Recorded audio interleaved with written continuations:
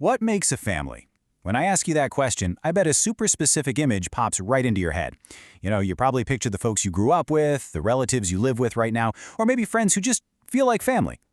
But here's the thing, while we all have this deep, personal experience with the concept of family, that sheer familiarity, it can actually blind us to the much bigger, much more complex sociological reality happening all around us. Welcome to This Explainer. Today, we're diving into the sociology of family, moving beyond personal experience to explore the dynamic, diverse, and deeply interdependent nature of modern families. By stepping outside our own living rooms, we get to uncover the fascinating gaps between our personal ideas of what a family ought to be and what social science actually reveals about marriage and family life today. It's going to be a really eye-opening journey. Here is the roadmap for our explainer. First, beyond your personal experience. Second, defining marriage and family. Third, the hidden functions of families. Fourth, expanding the family tree. Fifth, debating the modern family. And finally, dynamic, diverse, and interdependent. Section 1. Beyond your personal experience, moving from anecdote to analysis. Okay, let's dive into this. Our personal family lives might be incredibly loving and rock solid, or, they might be full of conflict and bitterness. But because our own experience is entirely unique to us, and honestly, often shaped by our own wishful thinking or personal biases, relying purely on anecdote can massively distort how we view families as a whole. Actually, to truly understand the sociology of family, we have to lean on objective expertise. We need a lens that accounts for the vast, diverse patterns existing way beyond our own front doors. Moving on to Section 2, Defining Marriage and Family, Moving Targets in a Changing World. And this brilliantly illustrates just how fast things are shifting in the United States alone. Cultural and legal advancements have completely reshaped who is legally permitted to marry. Back in 1967, the U.S. Supreme Court ruled in Loving v. Virginia that prohibiting interracial marriage was unconstitutional. Jump ahead to 2004, and Massachusetts became the very first U.S. state to legalize same-sex marriage.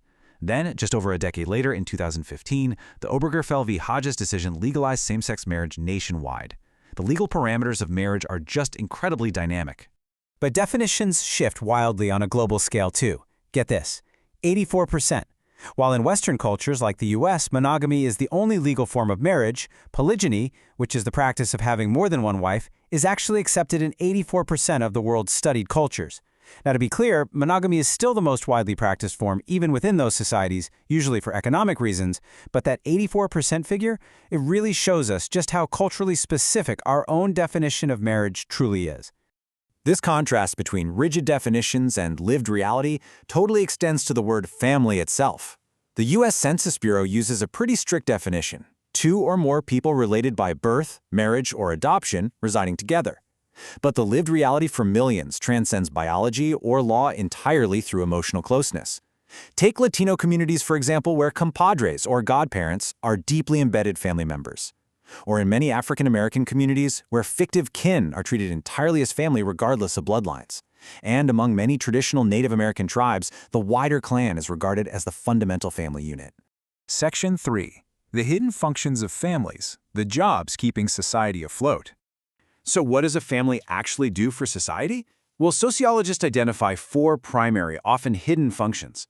First, they're a vital source of intimate relationships, which we humans fundamentally need to survive and thrive. Second, they act as units of economic cooperation and consumption. Third, they produce and socialize children. And fourth, they assign social statuses and roles to us.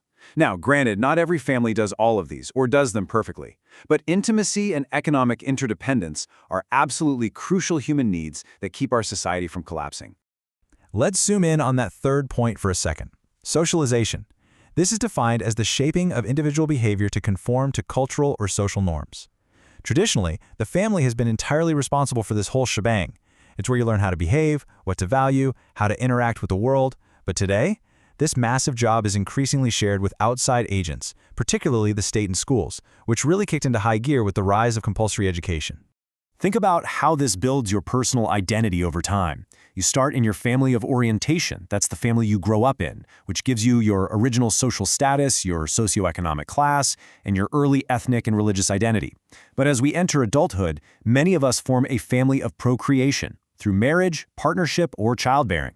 As we make that transition, we actually tend to transfer our primary loyalties away from our parents and siblings directly over to our new spouses or partners. Let's look at Section 4, Expanding the Family Tree, Extended Networks, and Kinship. We often identify really tightly with the nuclear family concept in the U.S.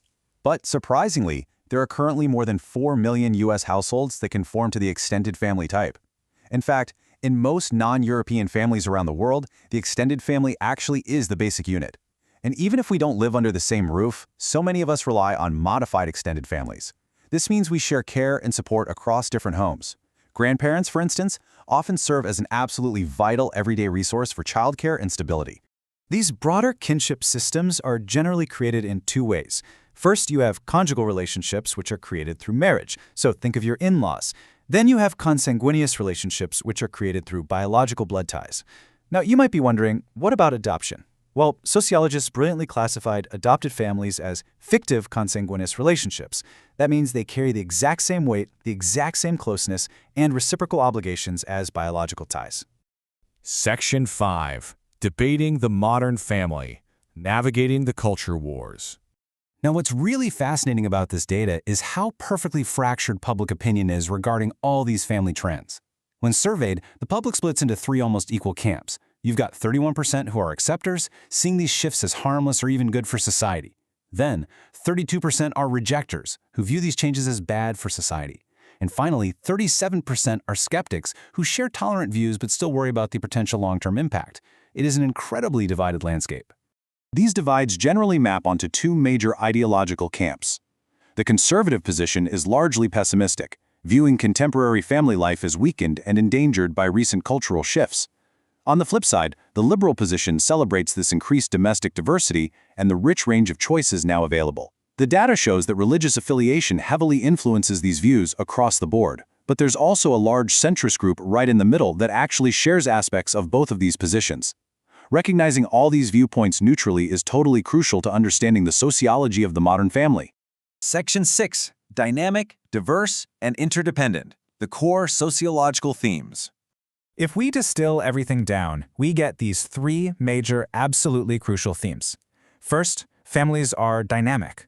Our structures, values, and expectations, like, say, expecting men to be more involved in hands-on childcare, shift dramatically over time.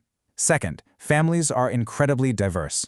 The family experience varies drastically by class, race, and gender identity, and that includes households that embrace transgender and non-binary identities, as well as dual-earner couples.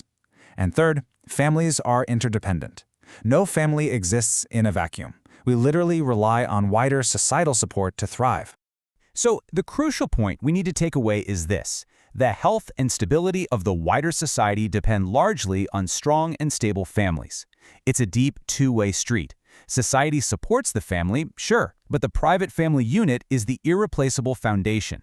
It forms the social skills, the personality characteristics, and the core values of the very people who make up the public world at large. I want to leave you with this final, provocative question. How does your own family's dynamic reflect these broader societal shifts? Take a step back today and try viewing your own household through this new, objective sociological lens. Look beyond your own personal experience and try to see the structures at play. You might be completely surprised by what you discover.